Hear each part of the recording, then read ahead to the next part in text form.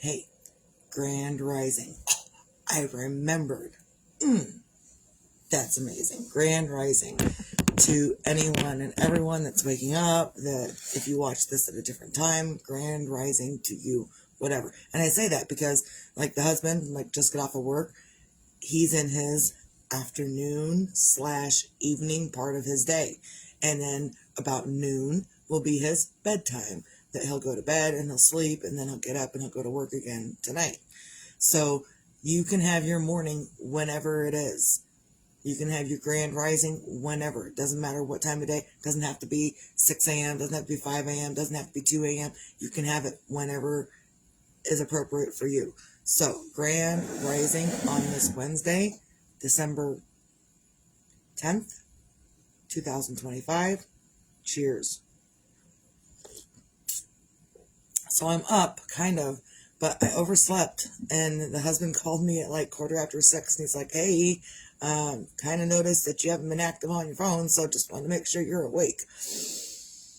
And he was going to be here in like 15 minutes, and the kid was going to need to be around for school, and I was like, crap, I overslept. So I got up, ran to check the kid.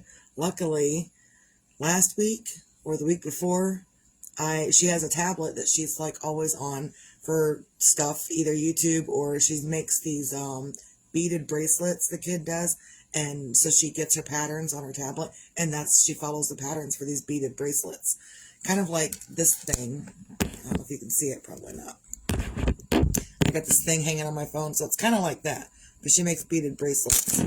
Anyhow, so I had her last week set a timer, or not a timer.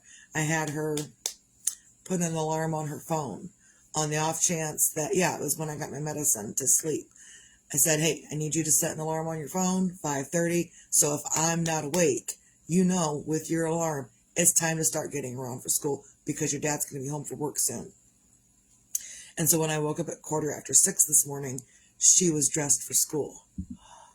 And I didn't have to wake her up. I didn't have to get her up for school. She has an alarm set for 4:30 to wake her up. She has an alarm set for 5:30 to get her on for school. So she's got like an hour in there that she can wake up, kind of like mom. I don't try to say, you got to wake up and now you got to immediately start getting around. No, wake up, take your time, get your stuff together, get your mind together before you get up and do things. So that was something that happened this morning. Not like it was a big deal because, again, I prepared for that. I prepared her for the event, in the event that I oversleep on any given day. Which is why I look like a real peach every day anyway. But, whatever. So yeah, she did a really good job this morning. I'm extremely proud of her. Cheers. So, I got a whole lot going on this morning. And again, I didn't get up. I've only been up for an hour. Normally, I'm up for a little bit longer before I do my video. But some of the things that I've got to talk about are important. So I thought, you know what? I don't even care. This is seriously my first cup of coffee. And I haven't been up and all over the place yet. I've just been first cup of coffee and whatnot. Trying to figure out what I'm doing for the rest of the day. And I need to make bread, and I'm going to be doing that. But also, there's a lot of bread that I can't make until tomorrow, the day before people pick up. So, I got baking to do tomorrow. But also, yesterday, I finished this guy. And I say I finished it, but I'm still, this is the dragon eggshell, and I haven't put the cracks in the eggshell on it yet. I've got the strings for it there, but I wanted to get started. I went from making this dragon, and he's so stinking cute in his adorableness, and I had to put this little snippet on the bottom last night, which was hard as hell to do, so he can sit up by himself. And even if he can't, even if that's there, you can arrange his feet to sit up by, you can to sit up by himself, either way. So that's that. So I went from making that little dragon to dragon scale gloves. And my mom ordered a pair for her friend that at work or whatever. My grandma bought the last pair of my dragon skull gloves last night. They're kind of tight, but they also, just because they're tight doesn't mean that they won't fit. And so I've begun this one. I was really hoping that black didn't last forever, and it didn't. So, oh, real quick, while you're here. So I have two options with this. I can make this whole glove, and then I can continue on with the yarn that I'm working with to make a glove that's not going to look like this one. Or I can work from the outside of this ball and make the glove identical. What do you think? You think they should be different gloves, Kelly and Tara? Or you think I should make them identical? I can do either one, apparently. So let me know. Because that's something I was going to ask my mom if she wanted them identical or different. But, and I can make them identical, but I can also make them different. So, help me with that because I don't know. So I've been just trying to keep busy, just trying to keep the busy going. And even before the tragedy, we were trying to keep busy because that's what we do as humans. Different. Got it. Okay. I like that too. I like them different. They're all unique. They're never the same. Perfect. But we're all going through stuff every day. Oh. You both answered the same thing. I'm so excited. Cheers. So we're all going through things every day. Not any one of us is immune from going through things in life. And I've been going through a lot. But also, my older children are going through a lot. And I know they are. I don't call my kids on a normal basis for the very simple fact that my stepdad used to call me every single day. Before he moved to the Philippines, before he passed away himself, he called me every single day. And a lot of people would say, well, your parents are calling you every single day. Maybe. But first of all, he was completely rude to me all the time. Talked about the same stuff they talked about yesterday. Like, if he called me today to talk for 3 hours, we would talk about stuff that we talked about yesterday. We would talk about stuff that we talked about 2 days ago. We would talk about the stuff we talked about last week. We would talk about the stuff that we talked about last month. And then tomorrow would be that same conversation. And then the next day would be that same conversation. And so I'm not doing that to my kids. I don't want to do that to my kids. So I've told my kids, hey, this is why I don't call you excessively. You can be mad at me all you want, but I'm not doing that to my kids. I'm not going to set my kids up to say, oh, mom's calling again, wonder what she wants. Probably talk about the same thing we talked about yesterday. We're not doing that. So, either way, one of my kids called last night. My youngest boy called last night. And I know he's having a hard time with stuff. He's having a hard time with life. He's having a hard time with this loss because him and Jeremiah look freaking identical. They are 2 years apart, but they look identical. And they always have. From birth on up, they've always looked identical. I don't get it, but I'm not supposed to. So, either way, he called me last night. And it kind of started off with me kind of lecturing him about different things. And he says, you know what? This is why I don't call you, because you lecture me every time. I said, I'm not trying to lecture you, but you call me so infrequently that I feel like I got to get it all out at once. So I don't know, maybe if you call me more often and want to chit chat. I said, Jeremiah would just call me to chit chat. He didn't need anything every single time he called me. He just wanted to chit chat with his mom. So I said, maybe if you call me and just want to chit chat every now and then, I wouldn't have to get it all out once every 3 months when you call. So we ended up talking for a good 2 or 3 hours last night, and he kept telling me, I don't understand his grief. I don't understand. And I said, no, I don't understand a sibling's grief because I've never lost a sibling. But I do understand a mother's grief twice over. So even though I'm not Jeremiah and I know you can't call and talk to him right now, there are other options available. You don't have to hold it all in. You don't have to be strong man. I'm just fine. You don't have to be that. You can be vulnerable, you can be crying, you can be pissed off, you can be angry, you can be all of those things. And so that in the 3 hours that we talked, I was able to reiterate to him that grief is a lifelong thing. You're never going to get over it. We're always going to have a hard time with it. Some days it may not be as heavy. Other days it's going to be too heavy to carry. And both days are okay. And as I'd explained to him, that him and his siblings, when it happened the first go round 20 years ago with the baby, they didn't understand. Their ages were 2, 4, 6, and 8. And now it's 22, 24, 26, 28. 20 years ago, literally 20 years ago. And I said, you guys weren't old enough to feel the grief. I said, I felt the grief and I made a whole lot of mistakes. And he blames that on, we didn't have a good relationship. Him and I have never had a good relationship, this youngest boy of mine and me. We've never had that. He's always been a handful. He's always been too much to handle. He's always been, always. From the beginning of time, and looking back, I think it's all of the vaccines. Looking back and seeing what my kids are going through now, I think all of those vaccines did some shit to them that we're not aware of. So, either way, he was an angry child. He was an angry 2-year-old, furious. And even at 8 and 9 years old, he was a furious child. And I didn't know how to handle such a furious child. And so, no, we did not have a good relationship growing up, with him growing up. I said, but that doesn't matter now.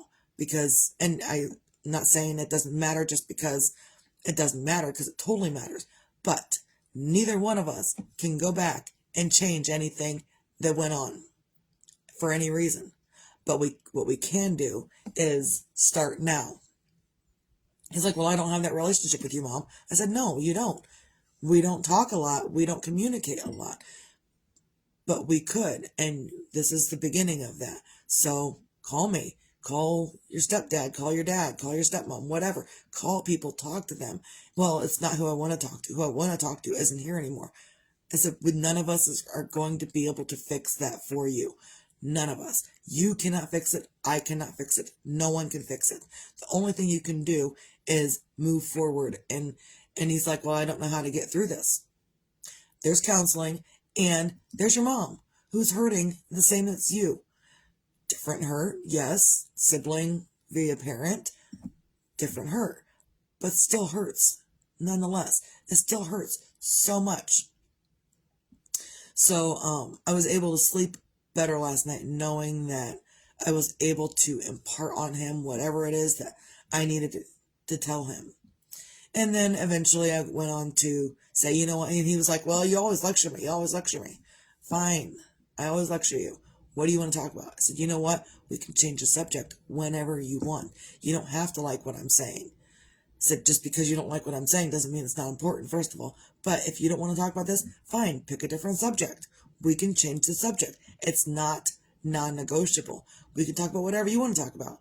And then so I said, fine, go. Here's your stage. Talk. Do what you got to do. Say what you got to say. And so I let him just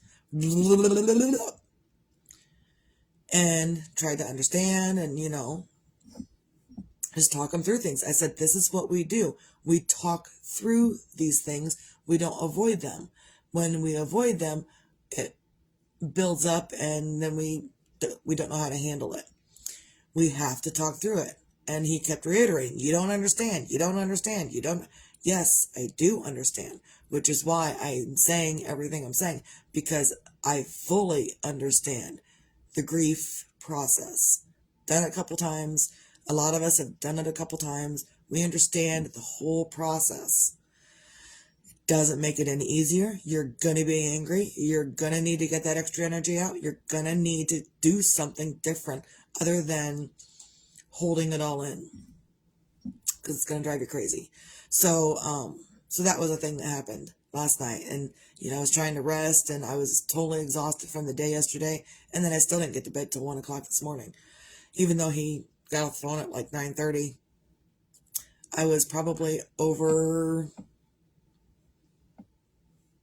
not really over emotional, but maybe overworked up, too worked up to be able to go to bed. And then I didn't take my medicine, so that didn't help me sleep because I didn't take it. Whatever, right? Whatever. So I'm up today trying to figure out my next thing to do, and it's doing up some bread, finishing up these dragon scale gloves. If you want dragon scale gloves, they are $20 a pair, and I make a medium, and it looks tight, yes, but also when it's done, it won't fall off, and it will stretch. You put it in the washer and dryer, it will stretch out a little bit. But I prefer it for it to be too tight and stay on where it's supposed to, as opposed to being too loose. And oh, there goes my glove because it was too loose. We're not doing that. So yeah, I actually have no pairs of dragon scale gloves left because they've all been bought up. I delivered 2 of them yesterday. My grandma bought the last pair last night. My mom wants a pair, and they're really quick to work up. So if anyone wants dragon scale gloves, they are really awesome. And I don't know, whatever. I don't know what I'm doing right now. You know what I'm doing? Fucking rambling because I don't know what I'm doing. Ever have that happen to you? Where, oh, yes. And you can pick the colors. This is the one I'm using now. No, it's not. There we go. These are the colors that I'm using right now because that's what was ordered. So if you want, but see how this starts off with black and then it goes down, and I'm coming from the middle. So this one, on the outside, when I rolled it up, I ended with black. So if I wanted to make them the same, I could start on the outside and do the same all the way through. But yeah, actually they're $20 a piece, or $20 for a pair, and you can pick whatever color you want. I have tons of colors, or I don't know, whatever. If you want to see the colors that I have, I don't know, I would have to go upstairs and look at all the yarn. Whatever, but I could probably do this color too. There might be enough in here for another set, just like this. And I might have more yarn like this. I don't know. But I can make it out of whatever. I can make a pair of dragon scale gloves out of regular brown yarn. I think I have different variegated yarn that I could do with that too. Like that cafe latte yarn. That'd be cool. Dragon scale gloves. So, message me later, Tara, and we will, ouch. I think I did something to my finger. Like, I don't remember doing anything to it, but it feels like it's bruised. And it looks like it's bruised. I don't know. You have those things happen where you don't know what happened, but it still hurts anyway, like you hit something. I didn't hit anything. I haven't been really mad or angry or anything. I don't know. I probably smacked it against something I don't remember. So, do what you can on a Wednesday to find some things to feel grateful for. Today, currently, I am so grateful that I was able to go through the counseling that I went through to be the mom that I really wanted to be. Because the mom that I was in the beginning isn't the mom that I wanted to be. The mom that I am now, totally the mom that I wanted to be from the beginning to now. But since you can't go back, we're going to start now and go forward. I'm totally grateful that I was court-ordered this counseling because I wasn't going to do it. And I didn't want to do it. And I fucking hated every minute of it. No, not every minute of it.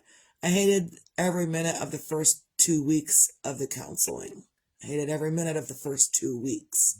After that, I relaxed. I started doing what I was asked to do. When you go to counseling, when you ask people for advice, their counseling advice, the advice they're going to give you, none of it is going to work unless you're willing to put the work into yourself. When people say journal, I say that a lot. Journal your thoughts, journal your feelings. That shit don't work. Have you tried it? Well, no, but I know it's not going to work. Well, then don't knock it until you try it. Same as when you try new foods. Don't knock it until you try it. And when you actually, because a lot of people go to the counselor, they go to the therapist. They're like, tell me what's wrong with me and I'll fix it. They say, tell me what's wrong with me and I will fix it. So the therapist tells you what's wrong. Journal. Say positive stuff about yourself. Exercise. Eat well. Sleep well. I ain't doing that shit. That's bullshit. Tell me what's wrong with me and I'll fix it.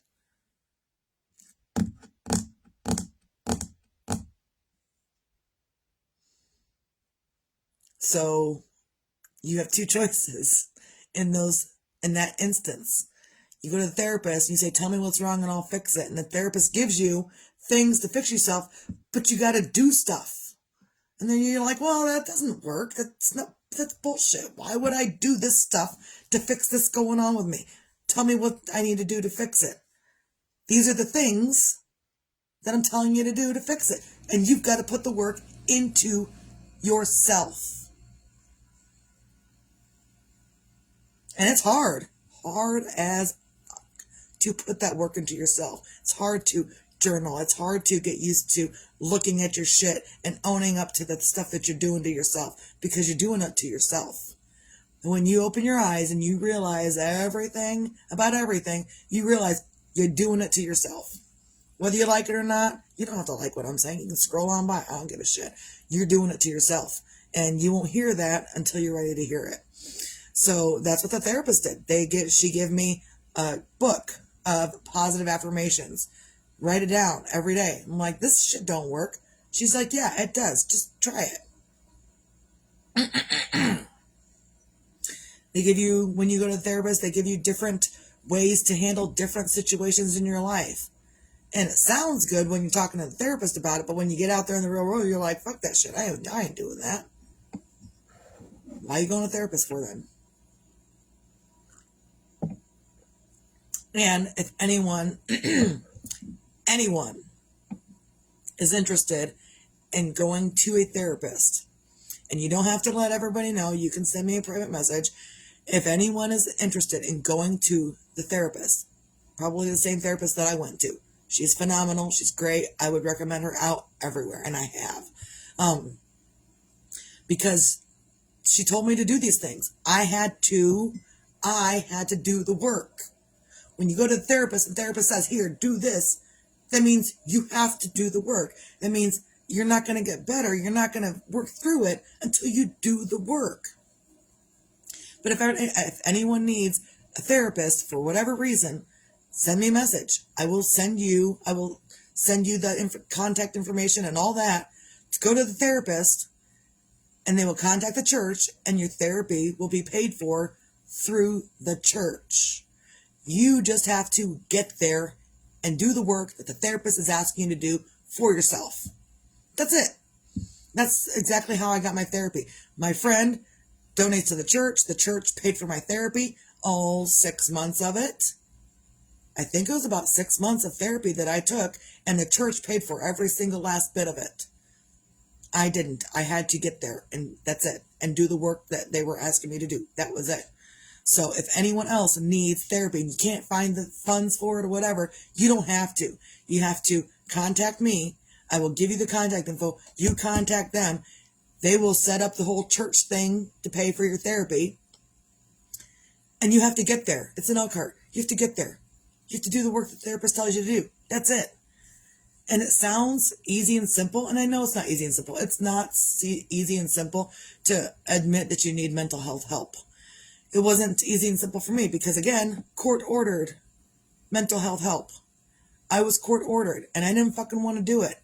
And then at the same time, it was court-ordered counseling, therapy, court-ordered addiction classes at Oaklawn, court-ordered Narcotics Anonymous meetings for cannabis, marijuana, and just stuff. So it was all of that at the same time. You don't have to like it. I didn't fucking like it. I didn't want to do it, but I did it. And I did it with success, and I did it well. And I did it, and I stopped doing it for everybody else. And even though everybody else mattered, I didn't do it for them. I had to start doing it for me. Because as long as I was doing it for them, it wasn't making a difference. It wasn't helping me. I was doing it to get my kids back. I was doing it to get my kids back. And I stopped doing it to get my kids back, and I started doing it for myself. And that's when shit changed. So you've got to do it for yourself. It's hard to do. I know. Been there, done that.